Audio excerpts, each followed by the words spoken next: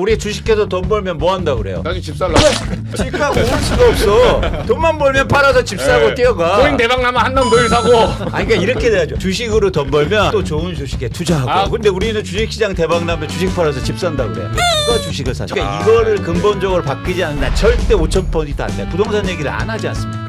해야 된다. 자산과 한국의 경제를 얘기하려면 부동산이 핵심이에요.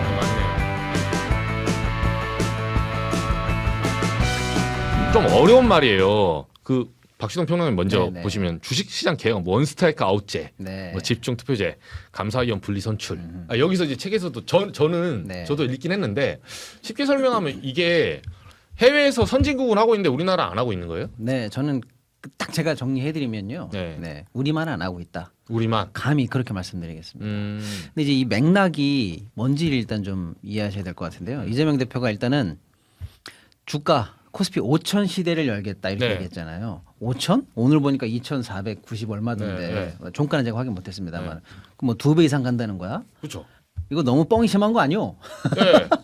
이렇게 생각할 수도 있잖아요. 옛날에 MB 얘기한 사람도 있어요. 비핵 개방 3천 이런 식으로. 그렇죠. 비핵 개방 3천? 아니 그때 7천 간다 그랬어요. 아, 그래요? 네, MB. 예. 777. 예. 747. 아, 747. 네, 맞아요. 그래서 이 5천 이거 뭔가 그래서 제가 자세히 두드려 봤어요. 네. 일단 5천을 가기 위한 세부적인 어떤 전략 5개가 숨어 있다라고. 그러니까 세부 경향이 5개가 있어요. 오, 5개. 그걸 다 아우르고 다 하면 5천 간다 이런 뜻이더라고요. 어. 근데 그 5개가 조금 개념이 어려워서 네. 설명을 드리면 하나는 상법 개정을 재추진하겠다. 아, 이거예요. 상법 개정안. 아시겠습니다만 상법 개정을 원래 민주당이 발의를 했었어요. 283조. 예, 아니요 380이죠. 아, 382조. 그게 이제 핵심이죠. 아, 맞아. 네. 382조. 맞는 게 하나도 없는데요. 아, 죄송합니다. 죄송합니다. 숫자는 맞았어요. 283, 382. 아니 제가 애웠는데 네. 더하기는 똑같아. 더하기. 그러니까 일반 투자자들이 저처럼 괜찮습니다. 어디서 많이 본 숫자인데. 예. 그러니까 상법 개정을 이제 추진하려고 했는데 음. 정부도 반대한다 그러고 국힘도 반대한다고 하니까 그래 알았어. 너네들이 반대하는 건 좀 빼줄게라고 해서 아, 뼈만 남기고 살은 도려냈었어요. 네. 그런데 그것마저도 정부가 반대해서 뭐죠? 돌아가는 거.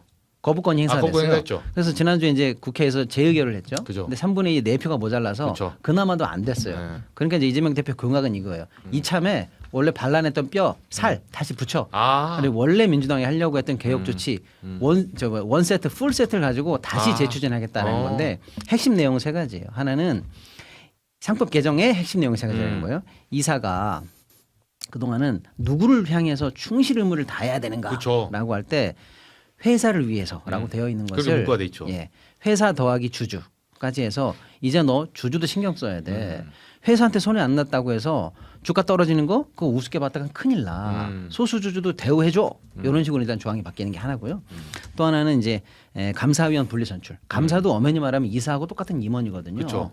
근데 이렇게 중요한 사람을 아사모사 이렇게 스버스버스 이렇게 하면 안 돼. 네, 자기 편 뽑고 막, 네. 따로 정확하게 해. 이런 뜻이고 또 하나는 만약에 저희 넷이 주주예요. 근데 제가 한 51% 갖고 있어요. 나머지 3분은 끽해봐야 15% 20%밖에 안 갖고 있어요. 그쵸. 그러면 1번 이사 뽑을 때 제가 항상 51% 갖고 있고 2번 이사 3번 이사 뽑을 때마다 제가 51% 갖고 있으면 제가 찬성하는 사람은 늘 100% 당선되고 그러네요. 야 나머지 3분이 찬성하는 사람은 영원히 죽을 때까지 이사 진입이 안 돼요. 이거 문제가 있다. 그러네요. 100점 100패니까. 과반 독주네. 이거. 그렇죠. 과반만 있으면 무조건 이사회를 독점할 수 있으니까. 그래서 만약에 우리가 이사를 3명 뽑는다라고 하면 투표를 3번 하게 되는데 나 차라리 앞에 1번, 2번 포기할래. 아, 3번에 집중적으로 3표 쓸래. 아, 그러면 이렇게 1, 2, 3 3분이 3표를 모으면 9표 되잖아요. 그러네요. 이런 식으로 하면 51% 가진 사람과 붙어도 한두 명은 이길 수 있어요. 한 게임은 이길 수 있네요. 네, 그러면 우리가 원하는 사람 이사 한두 명은 늘 수 있어. 그러면 너를 어느 정도는 견제할 수 있을 거야. 여기서 말하는 너는 지배주주입니다. 그죠. 이게 이제 그러니까 상법 개정안의 핵심 내용 3가지예요. 요거를 재추진하겠다라는 거니까. 근데 이거의 공통적인 어떤 본질적인 공통점이 뭘까요? 소액주주들의 권익 강화, 소액주주들을 목소리를 제대로 반영해주는 소위 말하는 주주 자본주의를 제대로 해보겠다.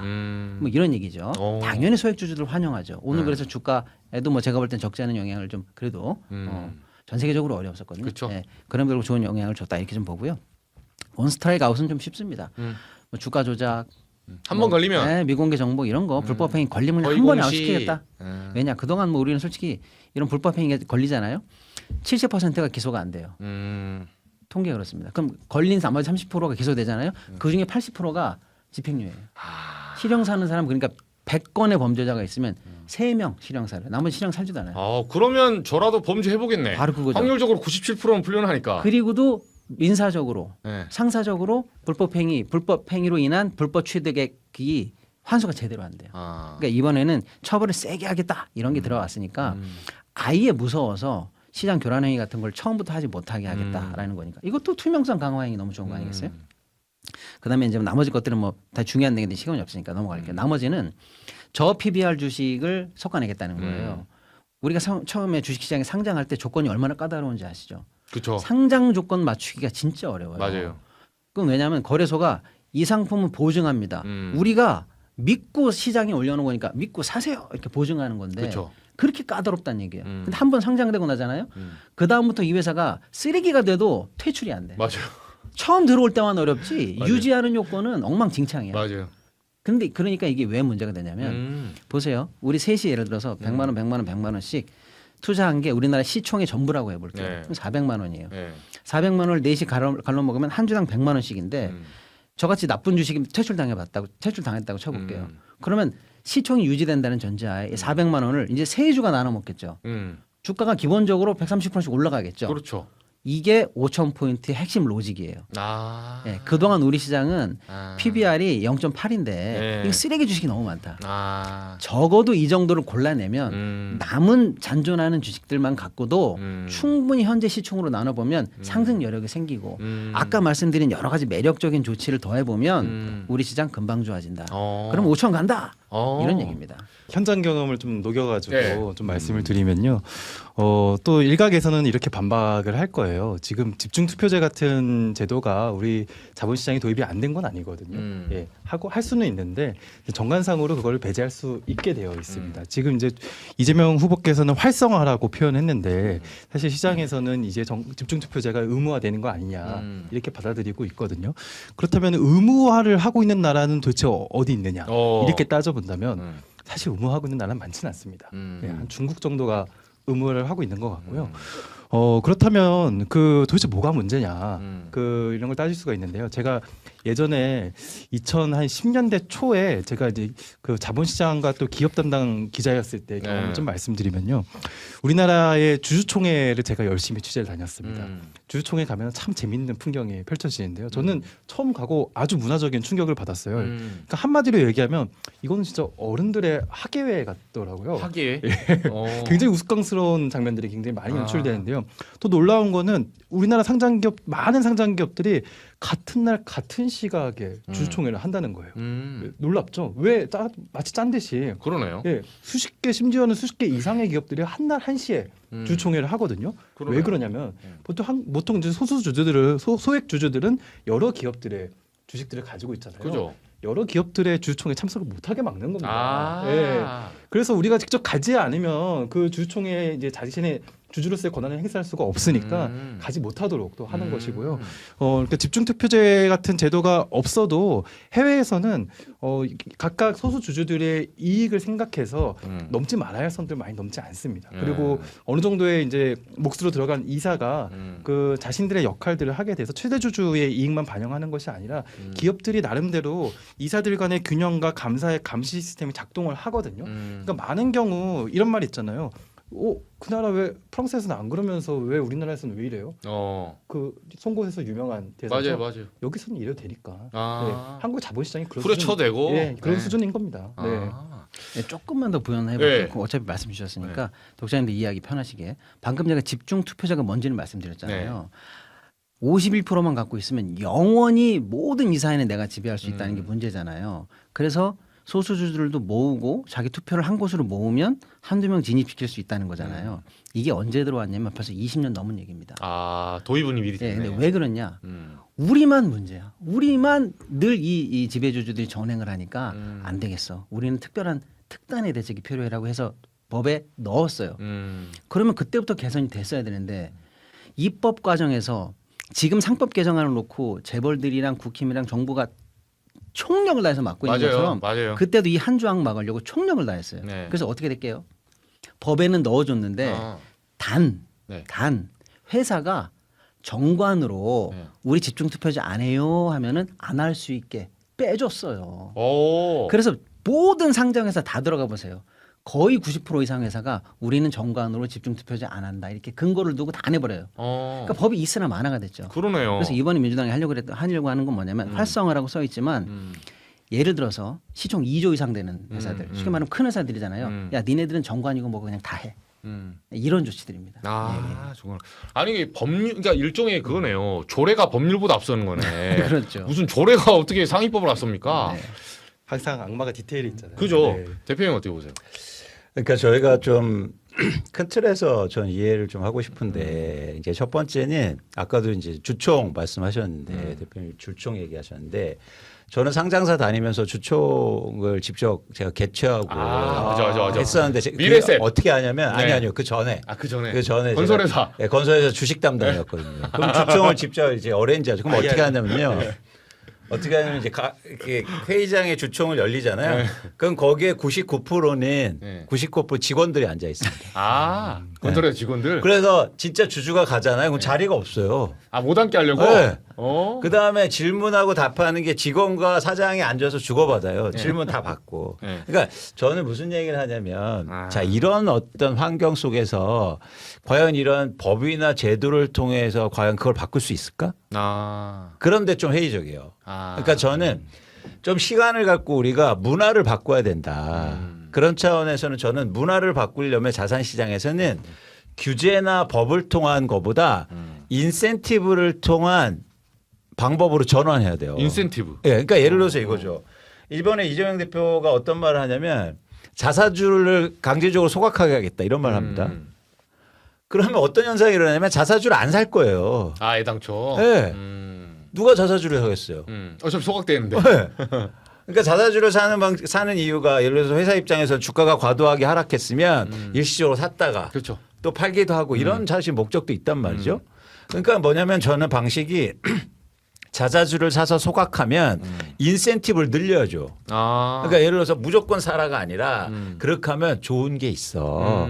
세제 혜택이든. 그렇죠. 그런 방식을 고민해야 되는데 그러니까 우리가 지금 대한민국 경제가 이제 자본주의가 도입된 지 한 50년 된다고 보면 50년, 60년, 70년 된다고 보면 이제는 규제나 정부 정책을 통해서 경제 주체들이 움직이는 경제 상황이 아니에요. 이제 사람들을 미는 게 아니라 끌어와야 돼요. 네. 미는 게 아니라. 근데 아직도 이런 방식을 미는 방식을 사용하고 있다. 그럼 버틴단 말이죠. 사실 이게 이런 방식이 그러네요. 전환이 필요하고 또 두 번째는 뭐냐면 제가 애널리스트 했지 않습니까? 네. 그러니까 이 경험을 왜 얘기 드리냐면 제가 코리아 디스카운트 때문에 해외에서 제가 월스트리트 가서 미국의 투자자들하고 만나서 한국 주식 좀 제발 사라. 네. 한국 디스카운트 돼 있다. PBR이 0.8배고 뭐 맞아요. PBR이 0.8배고 PER이 뭐 한 5배, 6배 되는데 왜 안 사냐 그러면 뭐라는 줄 아세요? 뭐라고요? 야, 니네도 한국 주식을 안 사는데 왜 우리가 사네요? 그렇지. 오세훈 서울시장도 미장 투자했어요. 그렇죠. 24억 벌었어. 아니, 그것뿐만 아니라 네. 예를 들어서 한국의 가계 자산의 80%가 부동산입니다. 아니, 니네는 삼성전자 안 사면서 왜 나보고 사라고 그래? 내가 호구냐? 아니, 예를 들어서 국회의원들 대부분 다 강남에 집 있고 뭐 대통령 할 것이 다 아파트 투자하고 있는데 왜 우리한테 한국 주식 사려냐요? 그게 한국 코리아 디스카운트야. 그러네요. 그래서 우리는 부동산 문제를 얘기하지 않고는 주가가 절대 5,000포인트 안 간다고요. 예를 들어서 이런 거예요. 설득됐어요. 그러니까 주식 사서 뭐 합니까? 우리 주식해서 돈 벌면 뭐 한다고 그래요? 나중에 집 살라고. 강남 아파트 사이죠. 그러니까 주가가 오를 수가 없어. 돈만 벌면 팔아서 집 사고 뛰어가. 코인 대박 나면 한남 더일 사고. 아니 그러니까 이렇게 돼야죠. 주식으로 돈 벌면 또 좋은 주식에 투자하고. 그렇죠. 이렇게 돼야 되잖아요. 근데 우리는 주식시장 대박 나면 주식 팔아서 집 산다 그래. 그러니까 누가 주식을 사냐? 저기 끝판왕은 부동산이야. 그러니까 이거를 이거 근본적으로 바뀌지 않는 나 절대 5,000%도 안 돼. 근데 부동산 얘기를 안 하지 않습니까? 해야 된다. 그러네요. 맞습니다. 그러니까 이게 자산시장 다 연결돼 있어요. 맞네요. 근데 그래서 안타까운 거죠. 그러니까 자산과 한국의 경제를 얘기하려면 부동산 핵심이에요. 맞네요. 근데 부동산 얘기를 안 하고 주가를 올리겠다? 그리고 정부가 규제를 만들어서 막 목 좋아서 안 된다고요. 맞네요. 절대 불가능합니다. 얘기가 굉장히 풍성하게 네. 나오는데 근데 대표님 혹시 오늘 아까 초반에 발언권이 적었는데 본인이 부동산 전문이라서 지금 끌고 가시는 건 아니죠? 아니 흐름이 아니에요. 아니, 저 지금- 주식 전문가주세요. 그죠. 주식 애널리스트예요. 근데 15년 주식 주식인데 부동산에서 제가 주식을 안 되는 이유가 부동산인 걸 알았거든요.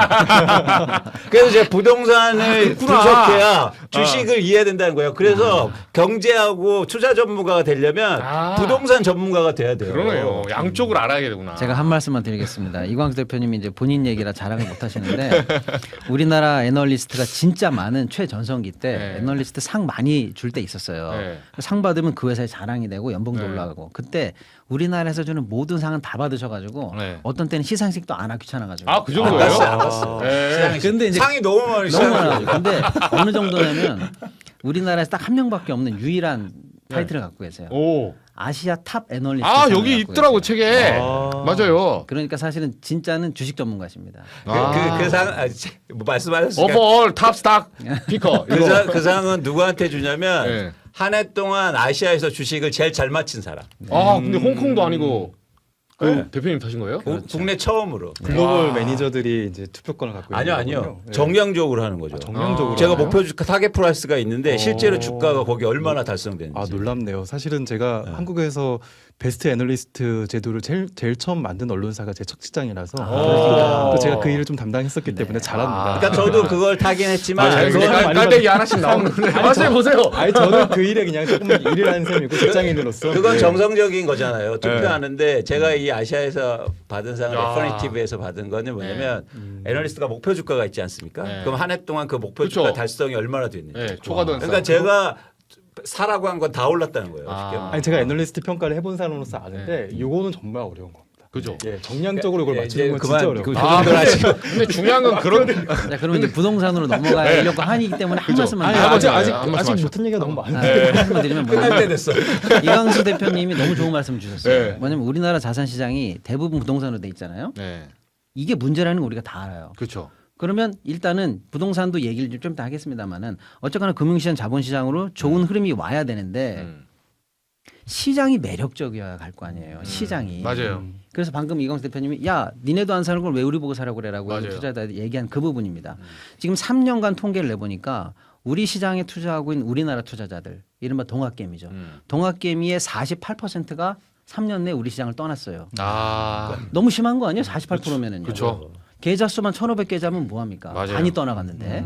예. 그래서 집 떠난 우리 집토끼들부터 다시 돌아오고 또 관심 있는 외국인 투자자들도 우리 시장을 보게 하려면 시장이 매력적이어야 돼. 그래서 이 말이 뭐냐? 매력이라는 말이 어트랙션이잖아요. 끌어당기는 맛이 있어야 된단 말이에요. 근데 그게 뭐냐?